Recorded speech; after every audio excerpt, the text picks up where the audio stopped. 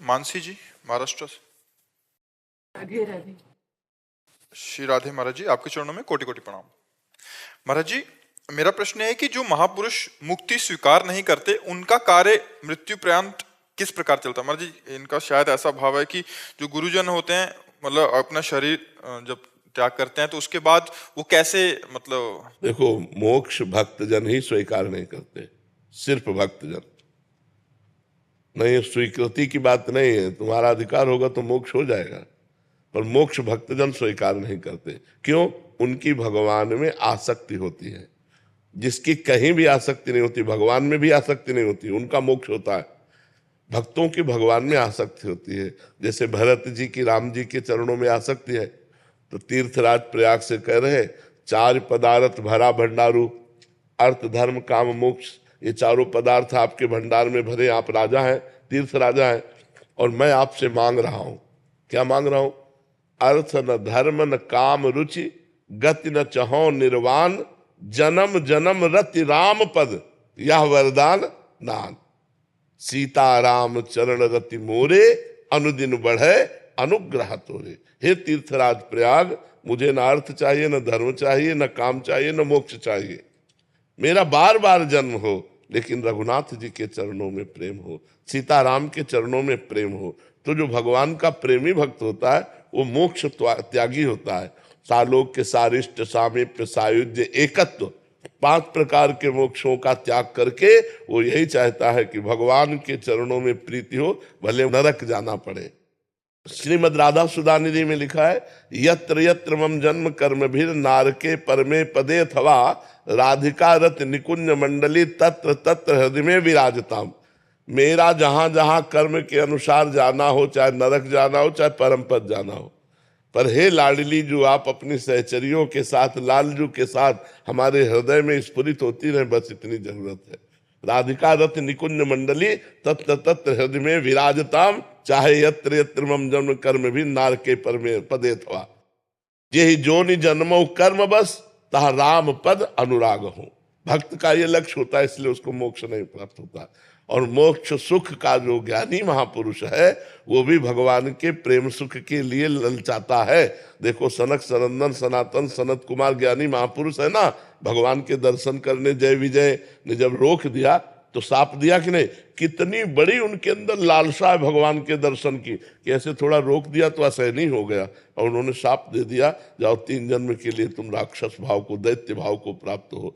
तो भगवान का रूप ऐसा है, जब जनक जी ने, परम ज्ञानी है ना, और भगवान राम जी को देखा, तो देखते ही उनका ब्रह्मानंद में लगा हुआ मन राम रूप में आसक्त हो गया।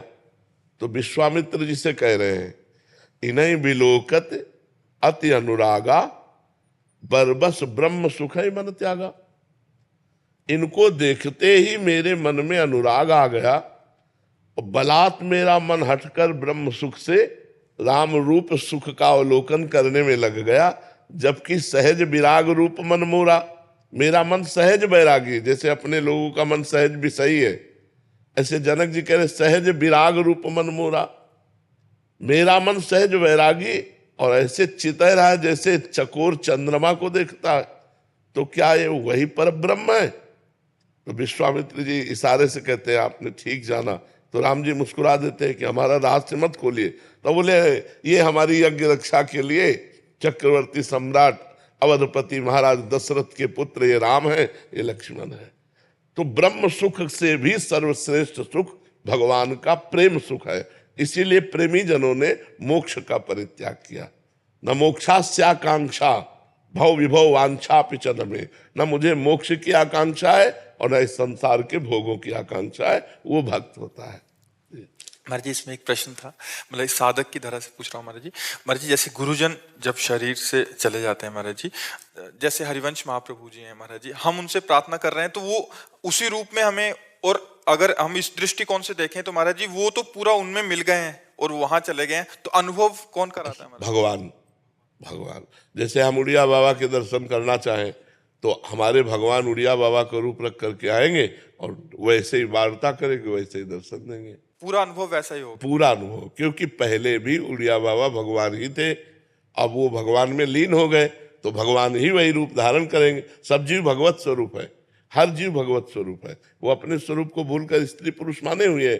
तो जब हम किसी भी रूप की आकांक्षा करते, किसी भी रूप की आकांक्षा करें, जाकी रही भावना जैसी प्रभु मूर्ति देखी तिन तैसी, हम जैसी भावना करेंगे भगवान वही रूप रख कर हमें साक्षात्कार करा देंगे। एक मिनट, तो ऐसा है कि महात्मा अगर उन्होंने देह भी छोड़ दिया तो भी उनका कार्य वैसे ही जैसे पहले देहधारी थे, जो कार्य वो करते थे वही चालू रहता है क्या बाद? हाँ, भगवान के निज धाम में जाकर के उनको सेवा मिलती है।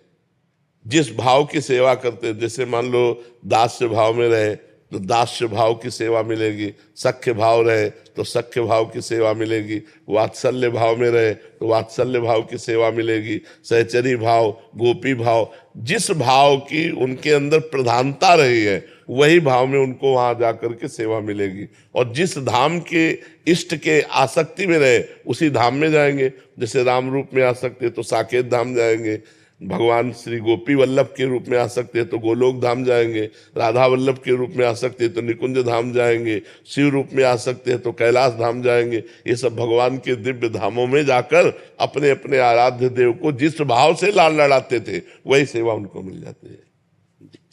पर वो शरीर चिदानंदमय होता है, वो मरने जीने वाला, खाने पीने वाला, सोने जागने वाला, घटने बढ़ने वाला नहीं होता। अपरिवर्तनशील जैसे सच्चिदानंद भगवान का दे, ऐसे वो भाव दे में सच्चिदानंद दे से सच्चिदानंद भगवान की सच्चिदानंद में भावों के द्वारा सेवा करते रहते हैं।